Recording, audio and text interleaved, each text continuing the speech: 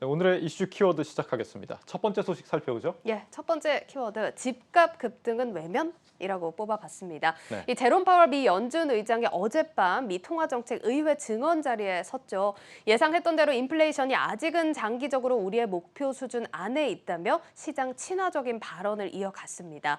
하지만 이런 발언에도 어제 뉴욕 증시는 혼조세로 마감을 지었는데 의원들의 발언 분위기를 보면 그 이유를 알 수 있습니다.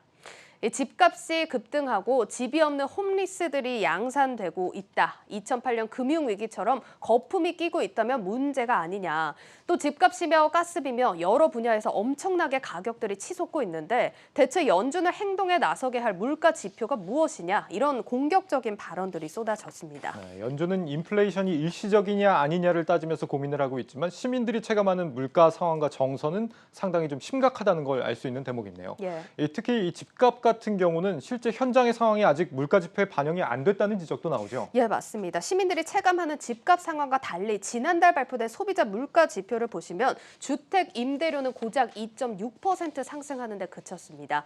하지만 보통 임대료는 집값이 크게 상승한 뒤에 따라 오르기 때문에 임대료 상승은 앞으로 시작될 문제다. 이런 우려감이 큰 상황입니다. 당장 이달 말이면 임대료를 제때 내지 못하는 임차인들이 대거 이제 퇴거 조치를 당하게 되는데 예. 대상자만 420만 명에 달하는 것으로 알려지고 있습니다.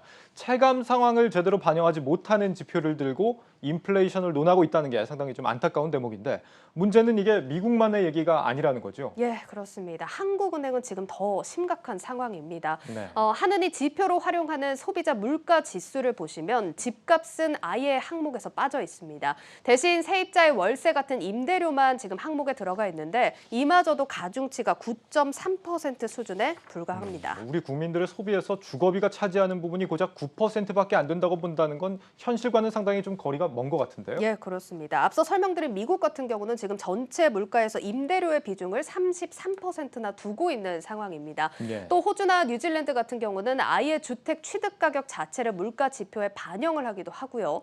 이와 비교를 해보면 한국의 물가 통계가 얼마나 현실과 동떨어져 있는지 더 분명하게 알 수가 있습니다. 네, 사실 이 코로나 이후 우리는 기준금리를 크게 낮췄고 미 연준도 MBS 매입을 늘리면서 사실상 금리를 낮췄는데 이런 유동성 폭발이 부동산 시장에 미친 영향이 지대하다라는 건 자명해 보입니다.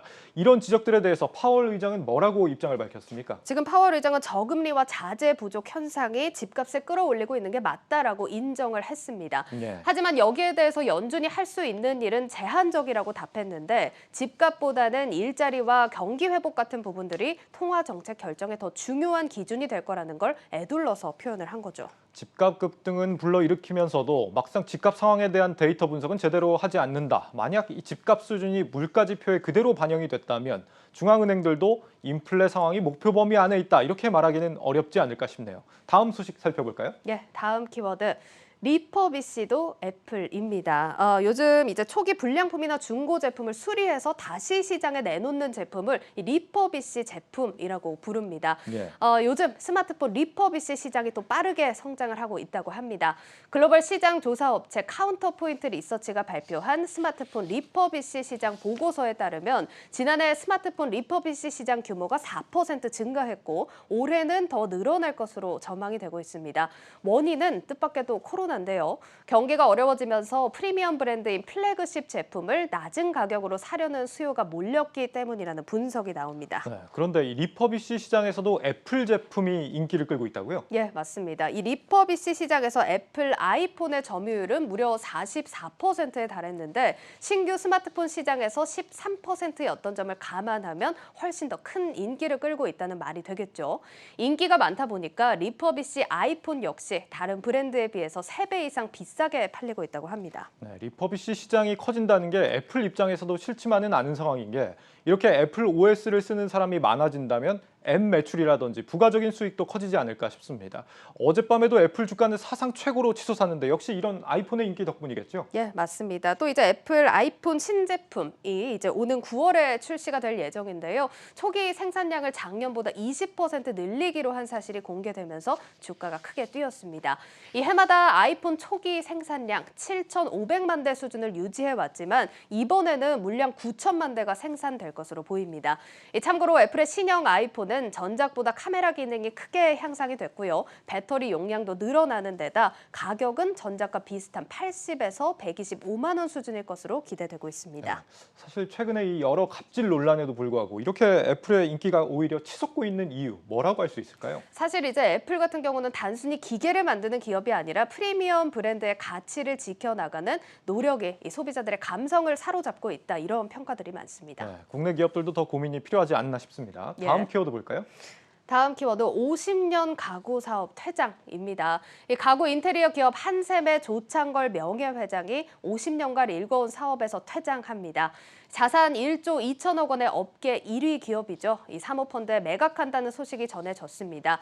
조창걸 회장은 자신과 특수관계자 지분을 모두 합한 30.21%를 사모펀드인 IMM 프라이빗 에쿼티에 매각한다라고 어제 공시를 내놨습니다. 코로나 때문에 집에 있는 시간이 많아지면서 가구 인테리어 업계는 요즘 초호황 아닌가요? 갑작스런 매각이라고 하니까 좀 이유가 궁금한데요. 바로 그 점이 지금 매각을 결단한 배경이다라는 후문이 있습니다. 네. 이미 2년 전에도 한샘에 대한 매각 소식은 있었지만 무산된 사례가 있었는데요. 지금처럼 몸값이 높을 때 몸값을 최대한 받으면서 다시 매각에 나선 것이다라는 해석이 나오는 거죠. 50년간 이어온 사업을 그만둔다는 게 쉬운 결정이 아닐 텐데 이유가 뭘까요? 업계는 83세 고령인 조창걸 회장이 지금 경영을 계속하기 힘든 상황에서 이세로의 승계조차 여의치 않기 때문이라고 분석하고 있습니다. 한샘의 2세, 이 3명에 따른 보유 지분이 각각 1% 안팎으로 미미하고요. 경영 수업도 받지 않았다고 합니다. 여기에 지난 2012년 외아들은 아쉽게도 하늘로 떠났는데 상속과 증여세를 감안하면 일가가 계속해서 지배력을 유지하는데 한계가 있는 만큼 매각을 결정했다라는 관측이 나오고 있습니다. 제대로 역량을 갖춘 인물이 아니면 경영권을 물려주지 않겠다라고 선언했던 이 조창걸 명예회장의 철학이 이어져서 매각 이후에도 좋은 경영자를 만났으면 좋겠다라는 생각이 듭니다. 마지막 키워드 볼까요? 마지막 키워드 2차 접종하면 변이 80% 예방입니다. 네. 아스트라제네카와 화이자 또 모더나 백신을 2차까지 접종하면 변이 바이러스의 80% 예방 효과가 있는 것으로 나타났습니다. 한국보건의료연구원이 대한의학회와 공동으로 이런 연구 결과를 발표했는데 감염 예방 효과는 모든 변이 바이러스에 있었고요. 특히 델타보다는 알파 변이에 더 큰 걸로 조사가 됐습니다. 정부가 오늘 아스트라제네카 1, 2차 접종 간격을 기존 11주에서 8에서 10주 정도로 단축하는 걸 검토하겠다고 밝혔는데 이유가 그 때문이었군요. 게다가 아스트라제네카 백신을 2번 맞는 것보다 아스트라 1번, 화이자 1번 이렇게 교차 접종하는 게 효과가 더 좋다고 하죠? 맞습니다. 지금 아스트라제네카 백신 2회 접종보다 교차 접종이 면역 반응이 더 증가했고 이는 화이자와 모더나를 2회 맞은 것보다 높거나 또 비슷한 것으로 조사가 됐습니다. 그리고 이런 교차 접종 효능은 변이 바이러스에서도 비슷한 걸로 나타났습니다. 어제부터 백신 사전 예약이 다시 재개됐는데 55에서 59세 대상자 모더나 예약률이 70%를 넘었다고 하죠. 2회를 다 맞는다면 델타 변이에도 조금은 마음이 놓이시지 않을까 싶습니다. 이슈 키워드였습니다.